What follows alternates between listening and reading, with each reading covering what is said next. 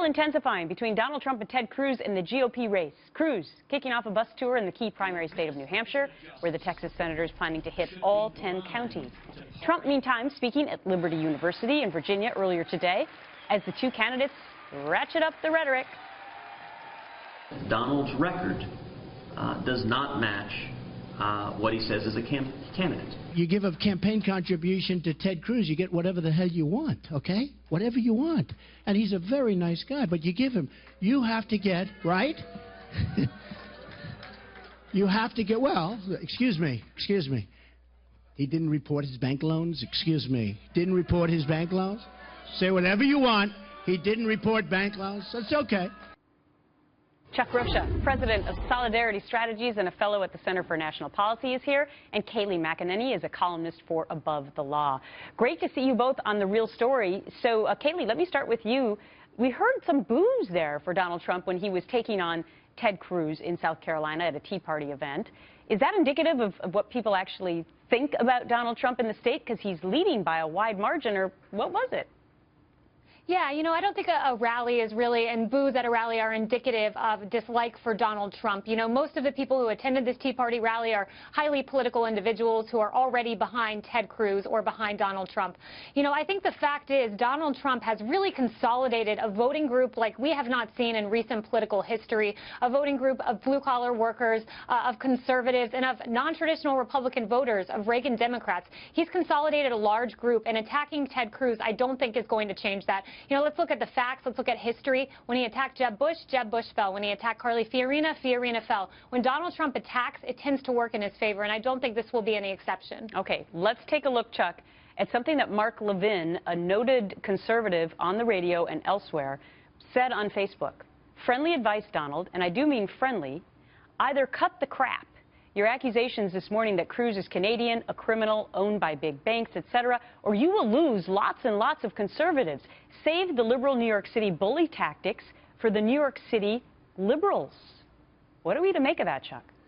Well, what we make of it is that he's winning. If you want to be the king, you got to take out the king. And so what you're doing and what Cruz is doing is he's coming up with the Christian conservatives, the same group that was behind Carson. And when you saw Carson start to fade, those supporters moved right there to Cruz, somebody safe for them to work with. And now you see him building a great organization in Iowa. It makes Donald a little nervous. And first thing Donald does is go after him. As a political consultant, it was brilliant to come up with the birther stuff and the Canadian stuff. Why? Because it just chipped away a little bit, because people in the Republican Party, in the base of the party in Iowa, even if it's true or not, just 1 or 2 points really do matter, and there's just such a small sliver of people that participate that it has a big impact. Okay, let's talk about the debate that happened last night, the Democratic debate. Bernie Sanders getting asked about whether a socialist could actually win. How will you win a general election labeling yourself a Democratic socialist? Because what I believe and what I was just saying, the Democratic Party needs major reform. To those of you in South Carolina, you know what, in Mississippi, we need a 50-state strategy so that people in South Carolina and Mississippi can get the resources that they need. So, Kayleigh, I think people are going to be surprised by some of these stats that we're going to put up on the screen now. This is a poll from Iowa and Ann Seltzer and company, voters using socialists to describe themselves. These are Democrats who are going to go to caucus. Do you describe yourself as a socialist? 43% say yes. Do you describe yourself as a capitalist? Only 38% say yes. All I can say to that, Kayleigh, is wow.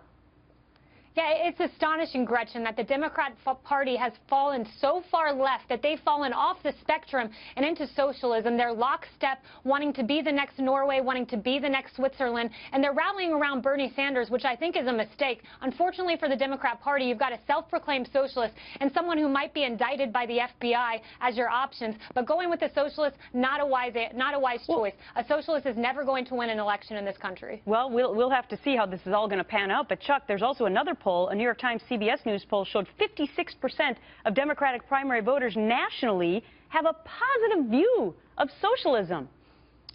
I've been doing campaigns for 24 years, and I quit saying never a long time ago. Bernie Sanders has got 1.4 million people who've actually wrote him a check. He's bringing new people to the ball game just like Donald Trump is. And a long time ago, 9 years ago, I'd have never thought that an African-American brother named Barack Hussein Obama could be president. So I quit saying never. So I think anything can happen in a day when people are really fed up with the status quo. All right, I got to wrap it there. People don't know his policies. Kayleigh, I got to wrap it there. But as we heard from Ed Henry, Gretchen. he may get more scrutiny if he does, in fact, win some of these states. Chuck and Kayleigh, thank you. Thank you, Gretchen.